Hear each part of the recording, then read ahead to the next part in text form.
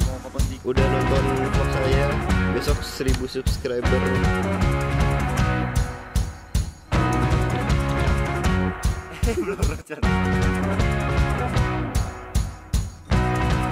Ini pada nyender aja kayak cakwe. Kamu caper.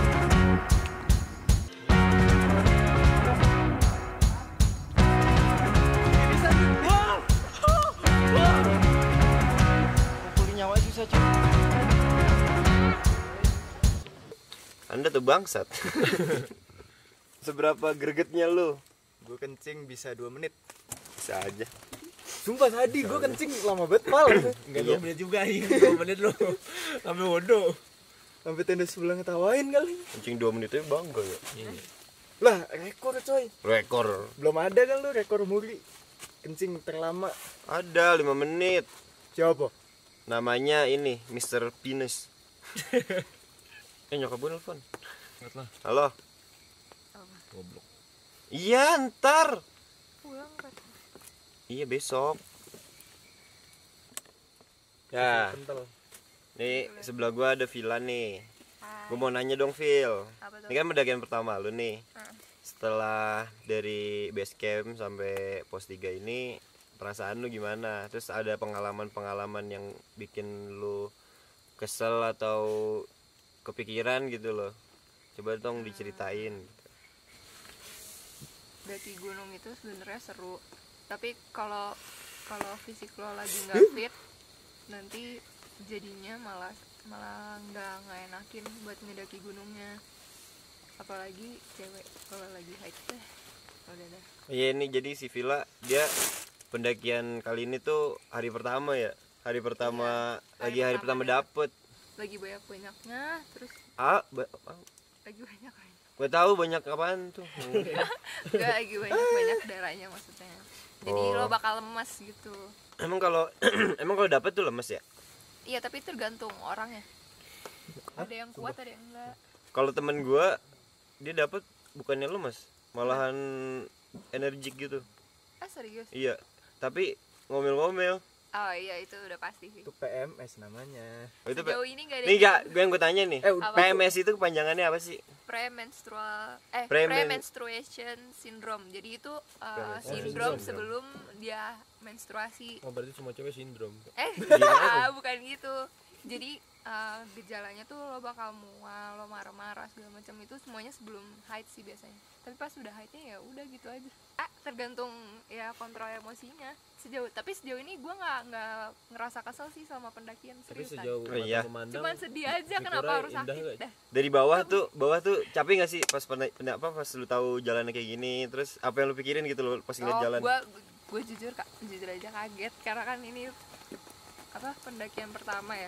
Terus juga treknya tuh nanjak terus, yang ini, gak ada bego. yang nggak ada landai-landainya. enggak plastik saset tadi, Pal. Terus licin. Licin. Heeh. Bawaan lu gimana? Bawaan gue. Kayaknya kalau Bawaan ini gua, ya, oh, di tukang. gue sebelumnya tuh belum ngeliat bawaannya dia nih, tasnya dia. Terus pas gue lihat tuh pas di pos 1 ternyata berat, lumayan. Berat parah sih. Iya, makanya gue juga buset dah baru tahu gue. Gue baru pertama kali naik tapi bawaannya seberat itu ya. Iya. Emang Abi jahat. Worth it. Orang gue udah mau pakai daypack tapi kata dia udah pakai carrier aja gitu. Jadi dipenuh-penuhin sama dia.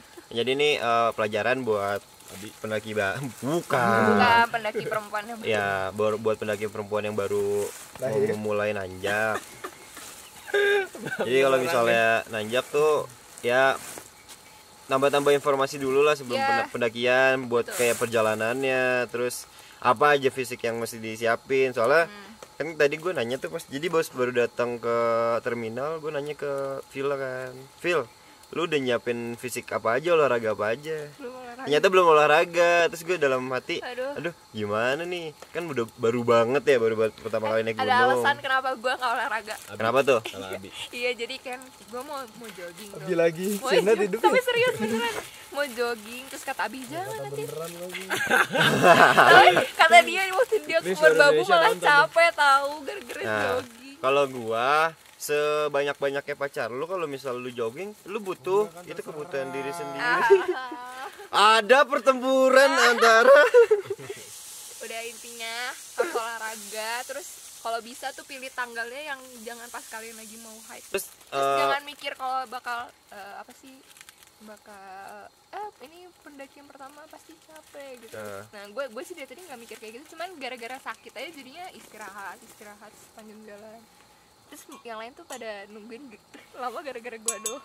nah gini loh, Iya. gue kalau pendakian nih, Nih. ini gue sendiri nih, kalau misalnya ada orang baru ya lepas, kalau ada orang baru ngikut itu kita tuh nggak ada apa ya, tinggal-tinggalan gitu loh, nggak ada pemaksaan. Kalau misalnya emang gak kuat kan, gue suka selalu bilang tuh, kalau misalnya lu capek lu ngomong aja gitu, biar kita istirahat, biar kita tungguin sampai lu nggak capek lagi, terus kita jalan lagi. Jadi nggak bakal ditinggalin. Terus juga kan kalau misalnya kita sama-sama saling terbuka kan, kita ini kan bisa tahu kondisi yang lain juga, kondisi kelompok. Jadi kita bisa ngatur tempo sama ini lu capek, kita bisa istirahat dulu, bisa minum dulu, bisa makan dulu gitu kan. Terus tadi ceritanya si Villa karena terlalu sakitnya, Iya benar. dia pengen balik, katanya pengen turun. Jadi tuh kondisinya gue udah duluan nih berempat sama temen gue, sama Reza, sama Ojan, sama si Saking sih?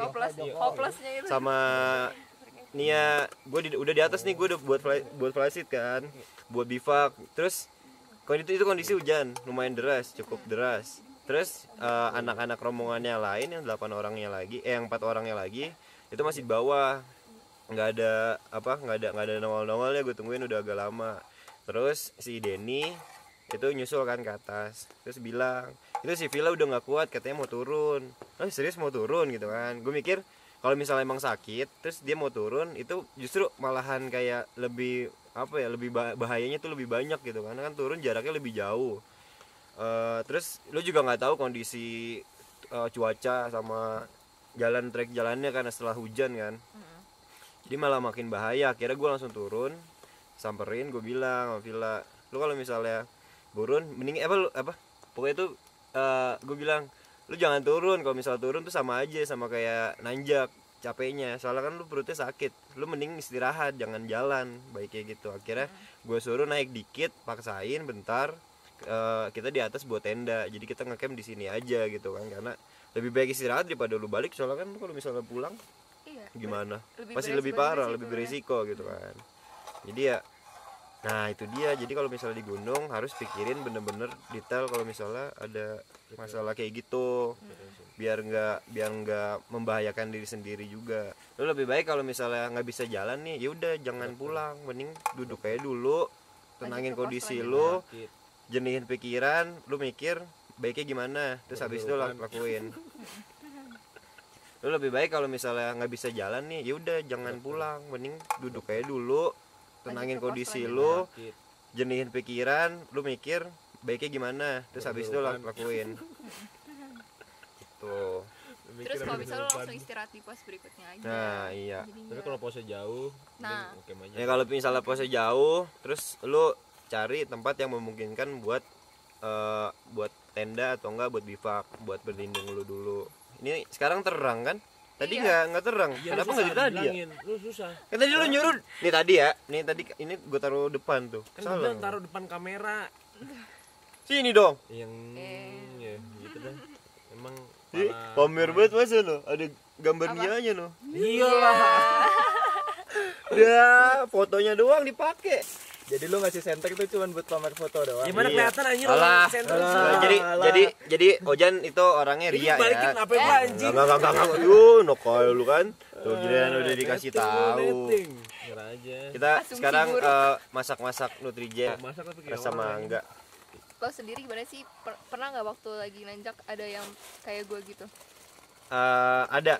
Ada. Waktu ke Slamet, itu ada temen gue namanya Nia. dia gue nggak tahu Kayaknya sih, lagi yang gue tahu tuh kayaknya dia masuk angin soalnya dia muntah-muntah kan. Lu dapet nggak sih? Belum kan? Pas balik Belum ya. Sebelum dapet dia tuh pas summit, pas berangkat sih ya aman-aman aja gitu loh, jalan pelan-pelan gitu kan, karena ya perempuan, gue wajar. Nah terus pas lagi summit, nah itu tuh dia bener-bener kayak jalannya pelan, terus sebentar-bentar istirahat, katanya sakit. Gue nggak tahu sakit apaan, pokoknya tuh dia sampai mual-mual, sampai muntah-muntah Sama kayak gue. kayak gitu.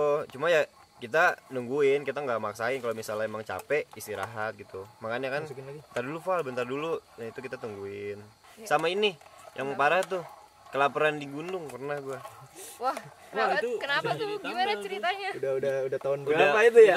itu pendakian pertama gua sama anak-anak, Basi anjing, sama anak sumpah. Ancalasti. Basi bang. Ini Gua ceritanya udah banyak. sering denger. Kan ini belum dengar nih viewers. Oh, iya, Coba Viewers coba kita belum dengar. diceritain ke Bener, viewers. viewers. Iya. Jadi gue waktu itu pendakian tanggal 21, 22, 23 itu ke, duh lupa bulan apa, itu ke Gunung Gede Pangrango.